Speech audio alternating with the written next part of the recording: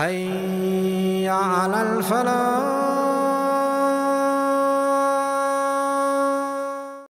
ஒரு முஃமின் பாவம் செய்தால் செய்த பாவத்தை நினைக்க மாட்டான்.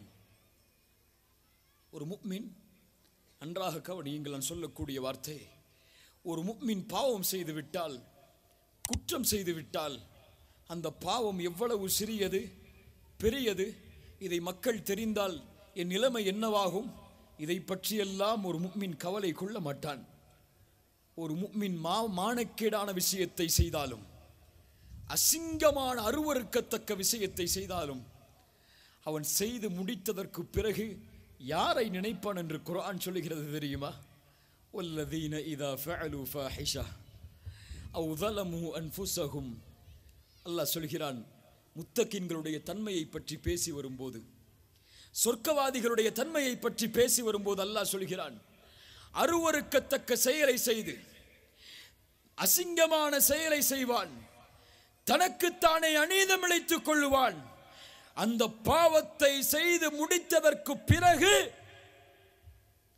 ذكرullah, சுப்ஹானல்லாஹ், அல்லாஹ்வை நினைப்பான். என் ரப்பு நான் செய்யக்கூடிய பாவத்தை பார்த்து விட்டானே என்று நினைப்பான். ذكرullah فاستغفروا لذنوبهم. அவன் செய்த பாவத்திற்காக அல்லாஹ்விடத்திலே மன்னிப்பை தேடுவான். அல்லாஹ் கேட்கிறான், وَمَن يَغْفِرُ الذُّنُوبَ إِلَّا اللَّهُ. அல்லாஹ்வை தவிர அந்த பாவத்தை யாரால் மன்னிக்க முடியும்? சுப்ஹானல்லாஹ். கண்ணியத்துக்குரியவர்களே, அல்லாஹ்வை அறிய வேண்டும், அல்லாஹ்வை பற்றி தெரிய வேண்டும், அல்லாஹ் யார் என்பதை படித்தே ஆக வேண்டும். அல்லாஹ்வை வணங்கக்கூடிய முறையை, உலூஹியாவை தெரிந்தே ஆக வேண்டும்.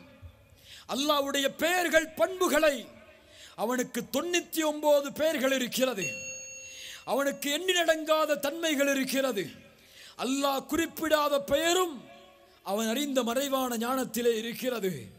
அதனுடைய விளக்கங்கள் என்ன, அவனுடைய தன்மைகள் என்ன, அவனை நான் எப்படி நேசிக்க வேண்டும், அவன் என்னை எப்படி நேசிக்கிறான் என்ற எல்லா விவரங்களையும் தெரிந்தவன்தான் அதை வாழ்வில் செயலாக ஏற்று செயல்பட்டு வாழ்ந்தவன் தான் சொல்லுவான், ரப்பி அல்லாஹ், என் இறைவன் அல்லாஹ் என்று. உமாதீனுக், இரண்டாவது கேட்கப்படும், உன் மார்க்கம் எது, நீ வந்த வழி எது? இஸ்லாம் என்று நாவால் சொல்லிவிடலாம் இப்போது, ஆனால் கபூரில் இருக்கக்கூடிய அந்த நிலைமையில் இஸ்லாம் என்று நாவு சொல்ல முடியாது. அமல் அந்த நாவுக்கு சக்தி கொடுக்கும் சொல்லுவதற்கு. சொல் தீனில் இஸ்லாம் என்று. இன்று இஸ்லாம் எல்லாம் வெறும் கலாச்சாரமாக மாறிக்கொண்டு இருக்கிறது. அல்லாஹ் பாதுகாப்பானாக. இல்ல மாஷா அல்லாஹ், அல்லாஹ் பாதுகாத்தவர்களை தவிர. ஊருக்கு ஊர் அல்லாஹ்வுடைய தீன் செயல்படுத்தக்கூடிய முறையில், அல்லாஹ்வுடைய தீனை செயல்படுத்தக்கூடிய வகையில் கலாச்சாரமாக மாறிக்கொண்டு வருகிறது அல்லாஹ்வுடைய மார்க்கமாகிய இஸ்லாம். ஆடையில், தோற்றத்தில், நிகழ்வுகளில், திருமண நிகழ்ச்சிகளில் வெறும் சடங்காக, சம்பிரதாயமாக, ஊருடைய வழக்கமாக எதுவோ அதுதான் மார்க்கமாக எமது பார்வையில் பார்க்கப்படுகிறது. குர்ஆன் சுன்னாவெல்லாம் வெறும் பேச்சாக, ஏட்டாக, உரையாக மாறிக்கொண்டிருக்கிறது. ஊருக்கு ஊர் இஸ்லாம் மாறுபடாது. இது கலாச்சாரம் அல்ல மாறுபடுவதற்கு, இது வாழ்வியல் முறை. இது இந்தியாவிலும் ஒரே முறைதான், இங்கிலாந்திலும் ஒரே முறைதான், இந்த ஊரிலும் ஒரே முறைதான். எந்த ஊர் சென்றாலும் இஸ்லாம் ஒரே முறையில், ஒரே வழியில், ஒரே பண்பாட்டில், ஒரே கலாச்சாரத்தில் தான் அமைக்கப்படும். பாருங்கள், யோசித்து பாருங்கள், எப்படி இந்த தீனை நாம் பார்க்கிறோம், எப்படி இந்த தீனை நாம் அறிந்திருக்கிறோம், எப்படி இந்த தீனை நாம் பின்பற்றுகிறோம். அல்லாஹு அக்பர். அல்லாஹ்வுடைய மார்க்கத்தை படிக்கக்கூடிய மக்கள் எம்மில் எத்துணை பேர்? மார்க்க கல்வியை கண்ணியமாக கருதி, அதை ஏற்று வாழ்வதை கண்ணியமாக கருதி தம்முடைய பிள்ளைகளை அதில் படிக்க வைக்கக்கூடிய பெற்றோர்கள் எம்மில் எத்துணை பேர் இல்ல? மாஷா அல்லாஹ். காலம் மாறி வருகிறது. ஆனால் இது போதுமா? முடியாது. அடுத்த தலைமுறை மார்க்க அறிஞர்கள் இல்லாமல், கல்வியாளர்கள் இல்லாமல், வெறும் பேச்சாளர்களை மட்டும் சுமந்து மாறக்கூடிய நிலைதான் இன்று இருக்கக்கூடிய தமிழகத்தின் நிலை. அறிஞர்கள் யார் இந்த நாட்டில்? கைவிட்டு எண்ணலாம்.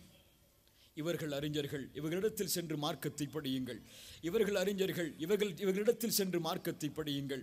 இவர்கள் மார்க்கத்தை கற்கக்கூடிய மாணவர்கள், இவர்களுடைய தகுதி அறிந்து இவர்களிடத்திலே மார்க்கத்தை படியுங்கள் என்று கைகாட்டி விரல் விட்டு அறிஞர்களை எண்ணக்கூடிய நிலைதான் இந்த நாட்டுடைய முசைபா.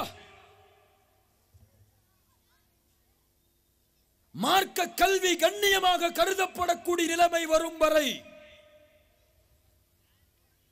அல்லாஹ்வுடைய தீனை, அல்லாஹ்வுடைய மார்க்கத்தை வாழ்க்கையின் நோக்கமாக கொண்டு பயணிக்கக்கூடிய வாலிப சமூகம் உருவாகாத வரை இந்த நாட்டிலிருந்து இந்த முசீபா எடுக்கப்படாது.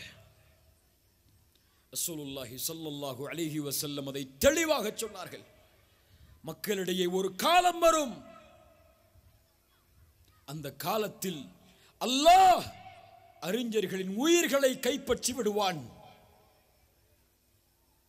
அறிவியனர்களை தவிர யாரும் அந்த பூமியில் இருக்க மாட்டார்கள். அவர்களிடத்திலே மார்க்க தீர்ப்பை கேட்டால்